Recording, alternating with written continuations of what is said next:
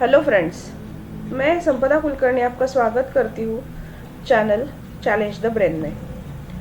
इस video series में मैं आपको साइंस का lesson number 1 nutrition in plants explain कर रही हूँ। अगर अब तक आपने मेरे चैनल को सब्सक्राइब नहीं किया है तो ज़रूर सब्सक्राइब कीजिए, आपके फ्रेंड्स के साथ भी शेयर कीजिए और बेल रिंगिंग रखिए। इस वीडियो सीरीज में हम क्या पढ़ने वाले हैं, तो सबसे पहले मैंने ऑलरेडी बैकग्राउंड और mode of the nutrition in plants पहले वाले वीडियो में एक्सप्लेन किया हुआ है।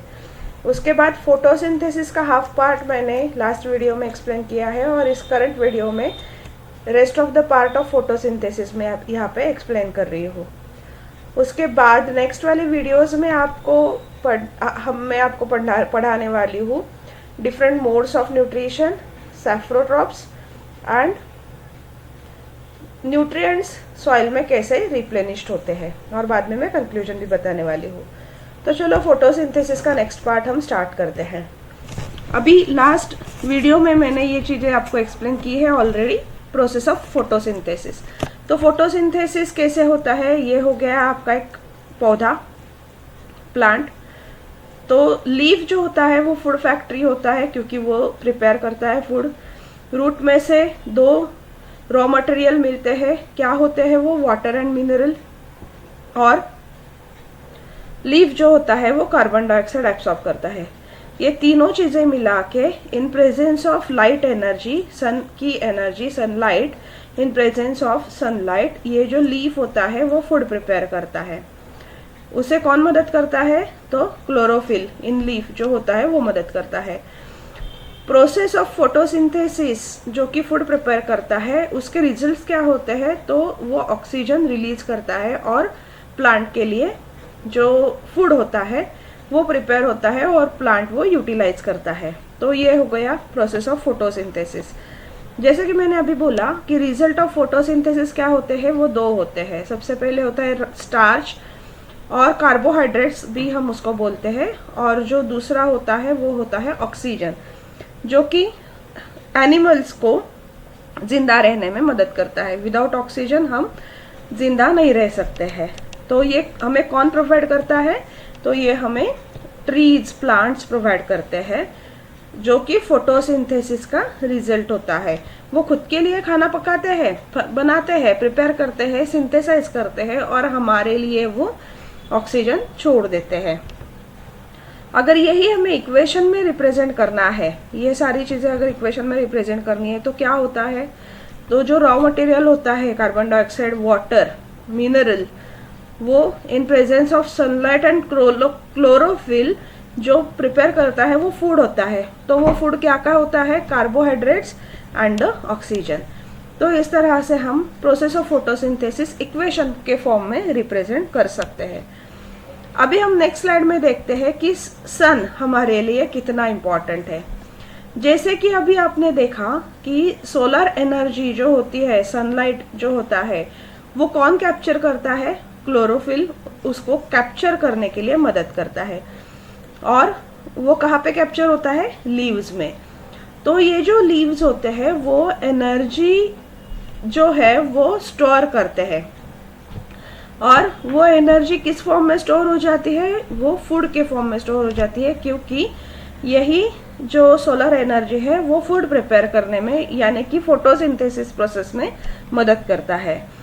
तो क्या हम बोल सकते हैं कि sun is the ultimate source of the energy?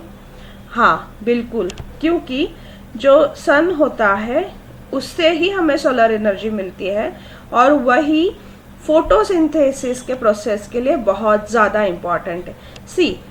अभी क्या है ना बच्चों, एक बात हमेशा के लिए ध्यान में रख लो। प्लांट को जो रॉ मटेरियल है, जो कि वाटर और मिनरल है, वो रूट में से मिल जाते हैं। कार्बन डाइऑक्साइड लीफ जो है वो एब्सॉर्ब कर लेता है। ये चीज़ें उसके पास होने के बावजूद अगर उसके पास सोलर एनर्जी एब्सॉर्ब करने की क्षमता नहीं है, क्लोरोफिल जो उसको मदद करता है सोलर एनर्जी एब्सॉर्ब करने के लिए, तो कोई यूज नहीं है।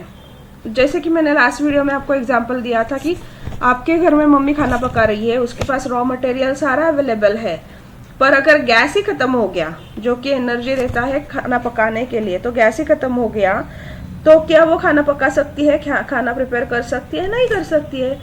इसीलिए सोलर एनर्जी बहुत ज़्यादा इम्पॉर्टेंट है। Still the presence of different raw material the plant will not be able to prepare a food unless and until with the help of solar energy. इसीलिए हम बोलते हैं कि सन जो है वो ultimate source of the energy for all living organisms है, क्योंकि डायरेक्टली और इनडायरेक्टली ऑल लिविंग ऑर्गेनिजम्स जो होते हैं वो प्लांट्स पे निर्भर होते हैं, प्लांट्स पे डिपेंडेंट होते हैं। इसीलिए ये स्टेटमेंट आपको हमेशा के लिए बहुत ज़्यादा ध्यान में रखना है। और ये जो प्रोसेस है वो बहुत ज़्यादा यूनिक प्रोसेस है ऑन द अर्थ। जो फोटोसिंथेसिस का प्रोसेस है वो बहुत यूनिक है, इस तरह का प्रोसेस कहीं भी अवेलेबल नहीं है। अभी बूझो है ना, उसको एक क्वेश्चन पड़ा है कि अगर हमें इमेजिन करना है कि फोटोसिंथेसिस प्रोसेस है ही नहीं इस अर्थ पे, तो क्या होगा? क्या आप बता सकते हो क्या क्या होगा? थोड़ा सा सोच लो, कमेंट बॉक्स में आप कमेंट लिख सकते हो। तो चलो देखते हैं कि क्या हो सकता है। तो जैसे कि फोटोसिंथेसिस नहीं होगा तो फूड प्रिपेयर नहीं होगा। अगर प्लांट फूड प्रिपेयर नहीं करते हैं तो फूड प्रिपरेशन के टाइम जो ऑक्सीजन रिलीज होता है वो भी नहीं होगा, वो जनरेट ही नहीं होगा। ऑक्सीजन ही जनरेट नहीं होगा तो लिविंग ऑर्गेनिज्म क्या सर्वाइव कर सकते हैं? नहीं कर सकते। इसलिए survival of all living organisms will be difficult, right? क्योंकि ऑक्सीजन ही नहीं है। और अल्टीमेटली एट द एंड क्या होगा? Life would be impossible. So क्या आप सोच सकते हो कि फोटोसिंथेसिस का प्रोसेस कितना ज़्यादा इम्पॉर्टेंट है? Because without photosynthesis life would be impossible. ये जो है ये आपको हमेशा के लिए ध्यान में रखना है, ये बहुत ज़्यादा इम्पॉर्टेंट है कि फोटोसिंथेसिस के बगैर लाइफ वुड बी इम्पॉसिबल। तो कैसे? सबसे पहले फूड ही नहीं प्रिपेयर होगा, फूड प्रिपेयर नहीं होगा तो ऑक्सीजन जनरेट नहीं होगा, ऑक्सीजन जनरेट नहीं होगा तो लिविंग ऑर्गेनिज्म को लीव करने के लिए, सर्वाइव करने के लिए डिफिकल्टी होगी। और अगर लिविंग ऑर्गेनिज्म ही नहीं रहेंगे तो life would be impossible, right? So ये हो गया इम्पोर्टेंस ऑफ फोटोसिंथेसिस। अभी यहाँ पे बूझो और पहेली दोनों डिस्कस कर रहे हैं कि अगर किसी प्लांट में ग्रीन पार्ट लीफ पे अगर है ही नहीं तो वो कैसे होता है, और क्या वो फोटोसिंथेसिस कर पाते हैं? और ग्रीन कलर लीव्स उनके पास है ही नहीं तो क्या वो फूड प्रिपेयर कर पाते हैं या नहीं? अगर किसी प्लांट को लीव्स ही नहीं है तो क्या सिर्फ ओनली लीव्स ही फूड प्रिपेयर कर पाते हैं? और अगर लीव है पर उनका कलर ग्रीन नहीं है तो क्या होता है? तो चलो ये सारी क्वेश्चन का आंसर हम देखते हैं। जैसे कि आप ये वाला प्लांट देख रहे हो यहाँ पे इमेज में, तो इस प्लांट में क्या आपको दिखाई देता है? यहाँ पे कोई लीफ अवेलेबल है? लीफ नहीं है, यहाँ पे इस प्लांट को लीफ नहीं है। तो लीफ अगर नहीं होता है तो कौन रिस्पॉन्सिबिलिटी लेता है फोटोसिंथेसिस की? तो वो होते हैं green stems and green branches. जो ग्रीन स्टेम ग्रीन ब्रांचेस होते हैं वहाँ पे भी क्लोरोफिल अवेलेबल होता है, वो भी ऑक्सीजन कार्बन डाइऑक्साइड एब्सॉर्ब कर सकते हैं और वो फूड प्रिपेयर कर सकते हैं, मतलब कि फोटोसिंथेसिस वो कर सकते हैं। तो ये हो गया आपके फर्स्ट क्वेश्चन का आंसर कि अगर लीव नहीं है तो कौन रिस्पॉन्सिबिलिटी लेता है फोटोसिंथेसिस की। अभी नेक्स्ट क्वेश्चन का आंसर है अगर ग्रीन कलर के लीव नहीं है। उससे पहले और एक एग्जांपल आपको बता देती हूँ कि ये और एक एग्जांपल है जिसमें भी लीव नहीं है। क्या है ये है कैक्टस। कैक्टस जो है वो डेजर्ट में पाए जाते हैं, राइट? जो डेजर्ट में पाए जाते हैं वहाँ पे बहुत कम मात्रा में पानी अवेलेबल होता है। अगर पानी अवेलेबल नहीं है तो उनके जो रूट्स है तो जो वो पानी एब्सॉर्ब करते हैं उनको वो बहुत व्हाट वी कैन से संभाल के यूज करना होता है, क्योंकि बहुत ज़्यादा मात्रा में पानी अवेलेबल नहीं है, एबंडेंट नहीं है, बहुत कम मात्रा में है। तो क्या होता है, ऐसे प्लांट्स जो होते हैं ना, अपने जो लीव्स होते हैं वो स्पाइन में कन्वर्ट कर लेते हैं, और जो उनको लीव होते ही नहीं है, तो अगर उनको लीव है नहीं तो फिर वो फोटोसिंथेसिस करते हैं या नहीं? हाँ, वो करते हैं, जो कि यहाँ पे आप देख सकते हो, ये जो ग्रीन ब्रांचेस है उनके, ये फोटोसिंथेसिस करते हैं उस पेड़ के लिए।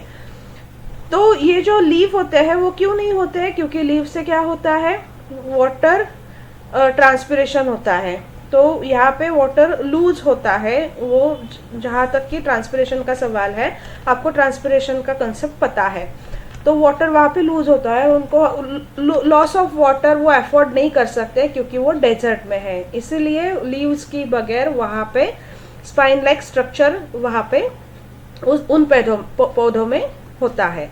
और जो ये अगला वाला क्वेश्चन है कि ग्रीन कलर लीव्स अगर नहीं है तो क्या वो फोटोसिंथेसिस करते हैं? तो हाँ, यहाँ पे आप देख सकते हो कि ऐसे प्लांट आपने बहुत सारे देखे होंगे। तो यहाँ पे ग्रीन पिगमेंट एक्चुअली अवेलेबल होते हैं, पर वो ग्रीन पिगमेंट्स जो होते हैं वो अदर कलर्ड जो पिगमेंट्स होते हैं, रेड और ब्राउन और समथिंग एल्स, तो वो कलर ग्रीन पिगमेंट को मास्क कर लेते हैं। मास्क मतलब वो छुपा लेते हैं, राइट? तो वो छुपाते हैं, इसलिए वो दिखाई नहीं देते, पर वो वहाँ पे होते हैं, तो इसीलिए वही कलर, ग्रीन कलर पिगमेंट ही फोटोसिंथेसिस का काम वहाँ पे कर लेते हैं। तो इसीलिए अगर ग्रीन कलर के लीव नहीं है फिर भी वहाँ पे फोटोसिंथेसिस होता है, क्योंकि वो छुपे होते हैं ग्रीन पिगमेंट्स, क्लोरोफिल वहाँ पे छुपा होता है। अभी हमें क्या देखना है, कार्बोहाइड्रेट्स जो बनता है, क्या क्या रिलीज करता है, क्या क्या रिजल्ट्स होते हैं फोटोसिंथेसिस के? स्टार्च और ऑक्सीजन, राइट? स्टार्च मतलब ही कार्बोहाइड्रेट होता है। यहाँ पे मैंने फिर से वही डायग्राम यहाँ पे आपके लिए दिखाई है कि स्टार्च जो होता है वही कार्बोहाइड्रेट्स होता है, और the other product is oxygen. तो ये दोनों फोटोसिंथेसिस के रिजल्ट होते हैं। तो ये जो कार्बोहाइड्रेट्स होता है वो कहाँ से और कैसे बनता है? तो कार्बोहाइड्रेट जो बनता है वो कार्बन के साथ हाइड्रोजन मिक्स होता है और उसके साथ ऑक्सीजन भी मिक्स होता है। ये तीनों मिला के क्या बनता है? Carbohydrate, right? जो कार्बोहाइड्रेट्स यहाँ पे बनते हैं उसको फिर से सिंथेसाइज करके क्या क्या मिलता है? प्रोटीन्स, फैट्स एंड विटामिन्स, और ये सारी चीजें मिला के क्या बनता है? The food prepare after process of the photosynthesis. यहाँ पे एक चीज आपके बुक में मेंशन की हुई है, जो प्रोटीन्स जो होते हैं ना, तो वो proteins are nitrogenous substance which contains nitrogen. Nitrogen क्या होता है? एक गैस होता है, तो वो जो प्रोटीन होते हैं वो नाइट्रोजीनियस सब्सटेंस होता है। तो क्या वो नाइट्रोजन कहाँ से ऑब्टेन होता है? प्लांट को नाइट्रोजन कहाँ से मिलता है? ये हमारा अगला क्वेश्चन है। तो ये आपको पता होगा कि जो नाइट्रोजन है ना वो एयर में भी एबेंडेंट क्वांटिटी में अवेलेबल होता है। तो क्या प्लांट उस नाइट्रोजन को डायरेक्टली एयर से एक्सेप्ट करते हैं, एब्सॉर्ब करते हैं, या फिर सॉइल से एब्सॉर्ब करते हैं? तो अगर एयर है तो हमें ये थोड़ा सा पढ़ना है कि nitrogen is present in abundance in gaseous form in the air में वो अवेलेबल है, फिर भी जो प्लांट्स होते हैं वो उनको एब्सॉर्ब नहीं कर पाते हैं, क्योंकि उनके पास वैसी फैसिलिटी अवेलेबल नहीं है। वो सिर्फ कार्बन डाइऑक्साइड एब्सॉर्ब कर पाते हैं, नाइट्रोजन नहीं। फिर भी प्लांट्स को नाइट्रोजन कहाँ से मिलता है? तो वो मिलता है सॉइल से, नॉट फ्रॉम एयर से नहीं मिलता है, वो मिलता है सॉइल से। तो वो सॉइल से कैसे मिलता है, चलो वो देखते हैं। तो सॉइल में क्या होता है? बैक्टीरियाज होते हैं। वो बैक्टीरिया क्या करते हैं? मदद करते हैं उस गैसियस नाइट्रोजन को कन्वर्ट करने में इन द यूजेबल फॉर्म में वो कन्वर्ट करते हैं, और उस यूजेबल फॉर्म कन्वर्टेड नाइट्रोजन को वो सॉइल में ही रिलीज कर देते हैं। अभी सॉइल में रिलीज करने के बाद क्या करता है? जो रूट होता है ना, वो जबकि वाटर एब्सॉर्ब करता है उसके साथ साथ वो नाइट्रोजन जो यूजेबल फॉर्म में रिलीज किया हुआ है सॉइल में, उसको भी वो एब्सॉर्ब कर लेता है। तो इसका मतलब ये है कि फिर से यहाँ पे रूट जो है वो रिस्पॉन्सिबिलिटी लेता है नाइट्रोजन को एब्सॉर्ब करने की फ्रॉम द सॉइल। सो इस तरह से यहाँ पे फोटोसिंथेसिस का प्रोसेस मैंने इन डिटेल आपको एक्सप्लेन किया हुआ है फर्स्ट वीडियो और सेकेंड पार्ट में।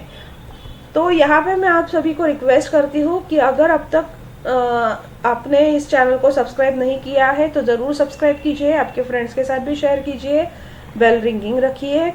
और यहाँ पे मैं सब्सक्रिप्शन लिंक प्रोवाइड कर रही हूँ, तो ज़रूर सब्सक्राइब कीजिए। और इस पूरे प्लेलिस्ट को भी मैं यहाँ पे प्रोवाइड कर रही हूँ, इस पूरे चैप्टर को मैं यहाँ पे प्रोवाइड कर रही हूँ, तो पूरा चैप्टर आप यहाँ से लर्न कर सकते हो। So thank you dear friends, happy learning, bye bye, take care.